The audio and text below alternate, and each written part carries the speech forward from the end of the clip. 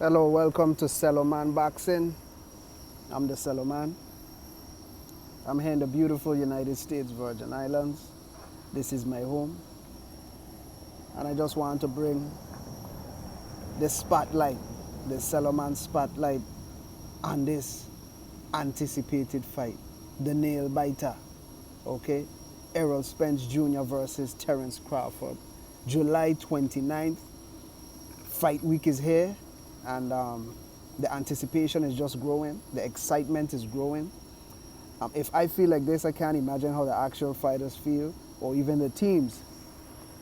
But man, we gotta give a prediction. We're gonna look at both guys, but we have to give a prediction. Who is gonna win? All right? Both guys look phenomenal in training camp. They look precise, they look ready, they look at the top of their game. No excuses after the fight. On both sides, I don't want to hear nothing about no age. I don't want to hear nothing about no car crash. I don't want to hear nothing about no layoffs, nothing. It's all on the line. But we do have to give a prediction. And to be honest, SelloMan Boxing, I got the big fish. I got Errol Spence Jr. for the win. Either it's going to be a technical knockout or it's going to be a lopsided decision for Errol Spence Jr. Now, I know that sounds crazy, and I'm saying because both of those guys are superb athletes, but I'll tell you why I'm picking Errol Spence Jr. for the win, okay? I think it's going to come down to the little things in this fight. I think it's going to come down to who's the most technical, who has the most fundamental defense. I think it's going to come down to the jab. Shout out to Boxing Gems. When we look at both guys, let's look at Terence Crawford first.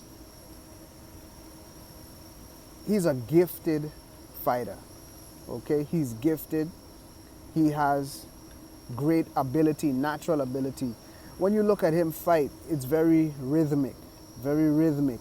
When you even look at him training, when you look at his media day, when you saw him training on the pads, on the bag, whatever it is, for the media day, for this fight, for the Spence fight, I mean, it looked like jazz, okay? It looked like jazz. It looked like a symphony. It looked like Beethoven. It was like classical music. It almost like draws you in and sucks you in. How beautiful it looks.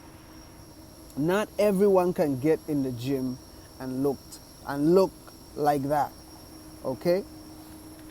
But the thing is, you don't ever see Crawford fighting like that. As beautiful as that looks, you don't ever see him in the ring fighting like that. No, because in the ring, he's not going to fight like that unless he has the guy completely figured out and everything is going his way, right? You see him fighting in spots. You see him punch, move a bit, punch, move a bit, right? Take a step in, take a step out, change head slots, right? Posture a little bit. And then when he has the guy figured out, then he starts throwing those shots. Then when he starts getting into that rhythm, okay? That's great for the majority of guys that he's fought, okay? That approach. But when it comes to Errol Spence, even though Crawford has much more abilities, I think the skill set of Errol Spence is going to overcome what Crawford brings to the table. Why? When you look at a fighter like Crawford, they're so great, but they rely on rhythm. I'm not saying he can't box. He's an excellent boxer. But his whole boxing style relies on rhythm. You'll even hear him in the corner Find your the Bomac, his coaches. Find your rhythm. Find your rhythm. Okay? In a fight, there are certain things that throw off rhythm, especially for a counterpuncher. It throws off your rhythm. And I'll give you a perfect example. Jaron Boots Ennis, he's up next. He's the future of the welterweight division. I actually think he can go all the way to say 160. He has that pedigree. He was a great amateur. He has a great trainer in his father, Bozy Ennis. So he's a great fighter. As a matter of fact, in a couple years, I mean, I don't even know if the current top welterweights can beat him. I don't even know if they beat him now. Right? He's that good. But not this fight that he had against Villa where he looked spectacular, doing slow motion and all that stuff. Look at his previous fight against that Russian guy. I think it was on the tank on the card or something. He was off balance all night. He was uncomfortable all night. He was getting hit with clean shots all night. Did he win convincingly? Yes. But why did he look like that? Why was it his off night? Because the Russian guy who he was fighting, who isn't better than him, had good fundamental footwork. He had good footwork, not the greatest footwork in the world, but he had good enough footwork to throw off Boots' rhythm. He threw off the rhythm of Boots. Okay? So when he threw off the rhythm of Boots, Boots had to resort to being a dog. He had to resort to going to the body because the footwork of that Russian guy he was fighting didn't allow him to go into his bag. The footwork of the guy didn't allow him to go into and pull out the greatest facets of his skill set. It's the little things. The dude had no power. The dude didn't even have like an excellent jab, right? The dude didn't have a good control game, right? He didn't have the greatest timing. He did have some good timing, but it was his footwork that threw off Boots. Okay. When we look at Errol Spence has the footwork to throw off the rhythm of Terence Crawford. Errol Spence has the jab. This is the X factor.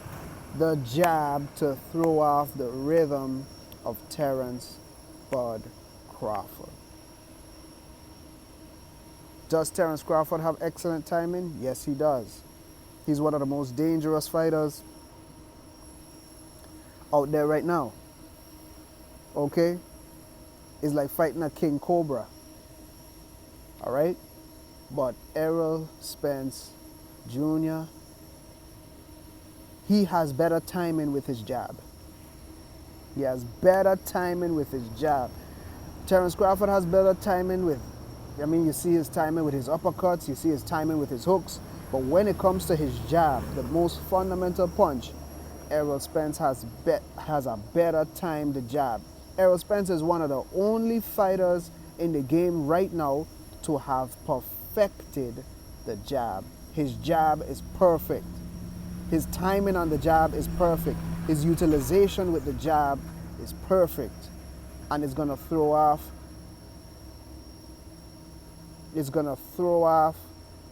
Crawford's timing. It's going to throw off his rhythm.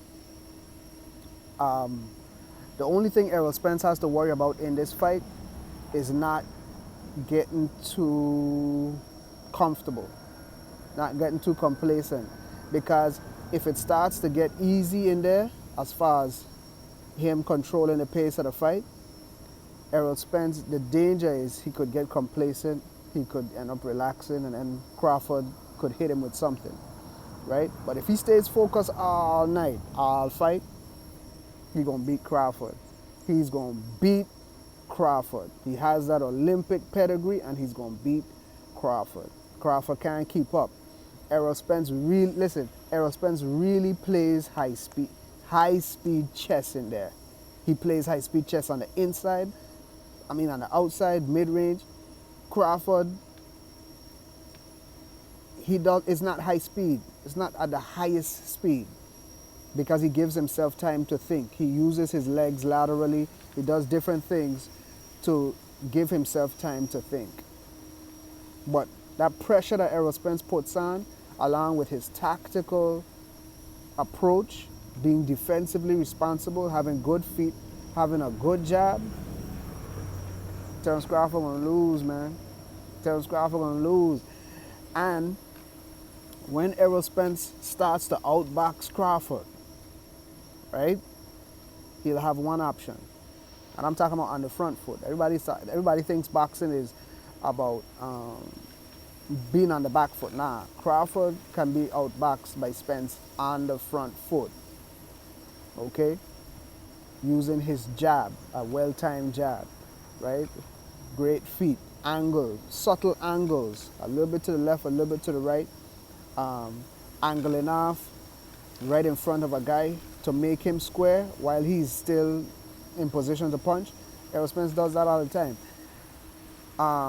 Once he's outboxing Crawford, Crawford is going to have no choice but to start turning it into a dog fight. Yep, because Crawford is a dog, so he's not just going to go out like that. He's not going to just let himself be outboxed. But the problem is when Terence Crawford starts to turn it up and into a dog fight, he's not as defensively responsible as Spence is in a dog fight. Spence is the technical dog. And if he goes toe-to-toe inside, throwing shots, he's going to get knocked out. He's going to get hurt real bad. And that is going to be all she wrote. So that's the SelloMan Spotlight boxing prediction. I can't wait for the fight. I can't wait to see the skill sets clash. I'm not saying it's going to be a super easy fight. Errol Spence is going to have to be on point. But as far as how I see it, this is my opinion. The X's and O's, I got Spence by destruction. If it goes 12, Terence Crawford going to be real beat up. But if it doesn't, it's probably going to be like a 10th or 11th or even 12th TKO by Errol Spence. All right? Like, subscribe, and blessings, brother.